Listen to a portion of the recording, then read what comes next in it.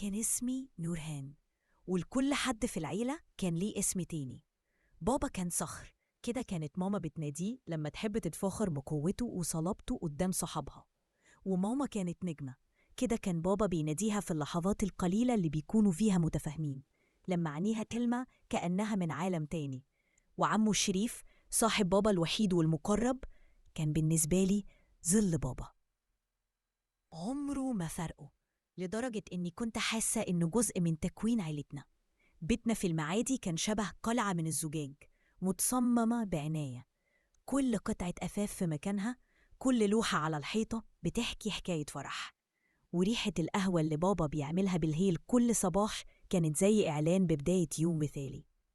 كنت عايشة في القلعة دي أميرة صغيرة، بشوف الدنيا من ورا الزجاج، دنيا منظمة وآمنة ما فيهاش ولا غلطة. عمو الشيف كان جزء من الروتين اليومي، كان بيجي بعد الشغل على طول يرمي مفاتيحه في الطبق النحاسي اللي جنب الباب زي ما بابا بيعمل.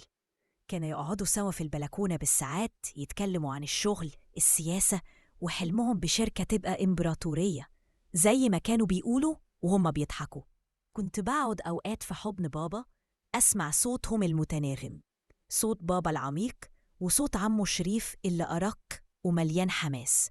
ماما بطبعها فنانة كانت بتحط لمستها الخاصة على صداقتهم، تعمل أكلات مخصوص ليهم، تشارك في الكلام وتضحك على نكتهم. كانت دايما تقول شريف مش بس صاحبك يا أحمد، ده أخويا أنا كمان. وكان بابا يبتسم بفخر مبسوط بالرابطة اللي بين أقرب اتنين لقلبه. لكن أول شروخ قلعتنا الزجاجية في مرة كنا راجعين بالعربية من زيارة عائلية. بابا كان سايق وماما جنبه وأنا وعمو شريف ورا. العربية هبطت في حفرة فاهتزينا كلنا. وقتها عمو شريف مد إيده لا إراديا ومسك إيد ماما اللي كانت ممدودة ورا عشان تطمن عليا.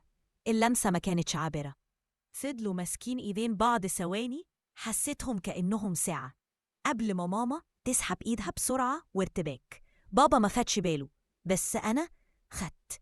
من بعدها بدأت أربط كل حاجة ببعض. موبايل ماما بقى فجأة عليه باسورد خصوصية يا نونو، وهي بتطبطب على دماغي بابتسامة مزيفة.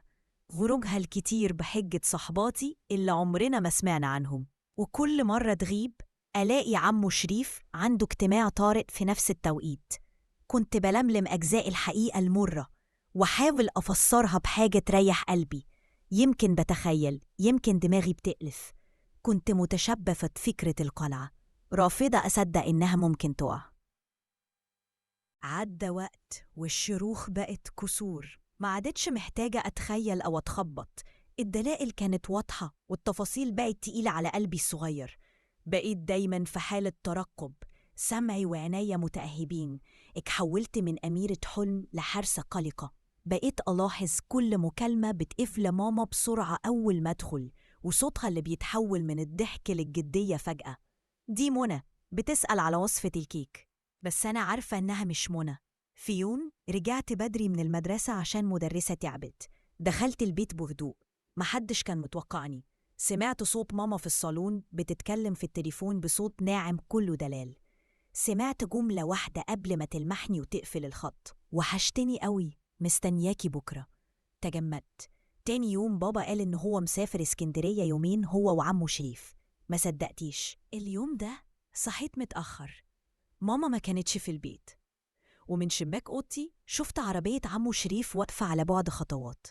استغربت وشفته خارج من العمارة باصص يمين وشمال وراكب بسرعة ومشي. بعدها بدقايق ماما دخلت البيت، وشها محمرة وشعرها مش مظبوط. كنت بجيب فطار طازة وهي شايلة كيس عيش، بس عينيها كانت هربانة من عينيا. يومها ما فطرتش.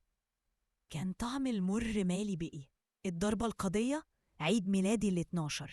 بابا رجع وقال نعمل حفلة كبيرة، الجنينة مليانة أطفال وبالونات. بابا شايلني وبيضحك وعمو شريف واقف جنبه زي كل مرة. في عز الحفلة كنت بدور على ماما علشان أوريها هديتي الجديدة، ما لقيتهاش ولا لقيت عمو شريف. رحت البيت هادي جدا، نزلت أوضة الرسم بتاعت ماما. الباب كان موارب، ومن الفتحة الصغيرة شفتهم ماما بين دراعين عمو شريف، راسها على صدره. ما كانوش بيتكلموا، كانوا في عالم لوحدهم.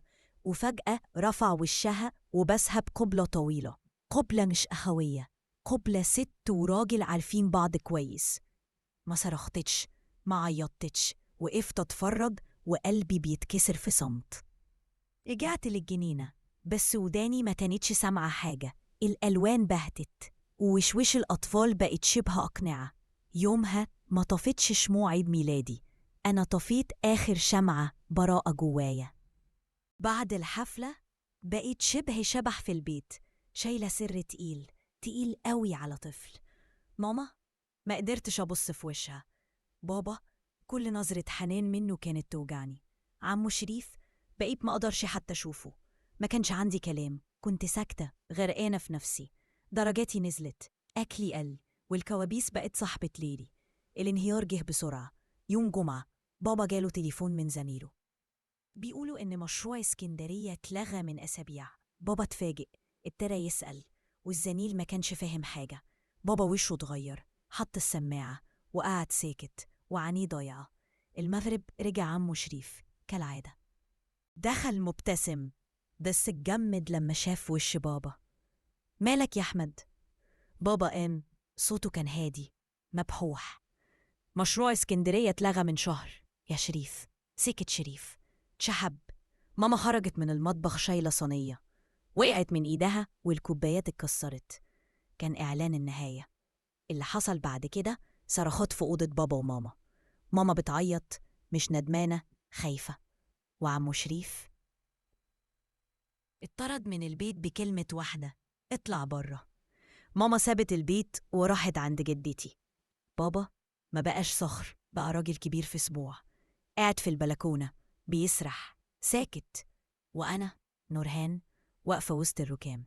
القلعة وقعت، واتعلمت إن الخيانة مش بس بتكسر علاقة، دي بتهد عالم كامل وتسيب وراها أشباح وطفلة ما بقتش تعرف تثق في حد تاني. لو عايز أكمل بفاصل ختامي يتقال بصوت البنت عشان يشجع المشاهدين على اللايك والاشتراك ويستنوا القصة اللي بعدها، قولي أكمل.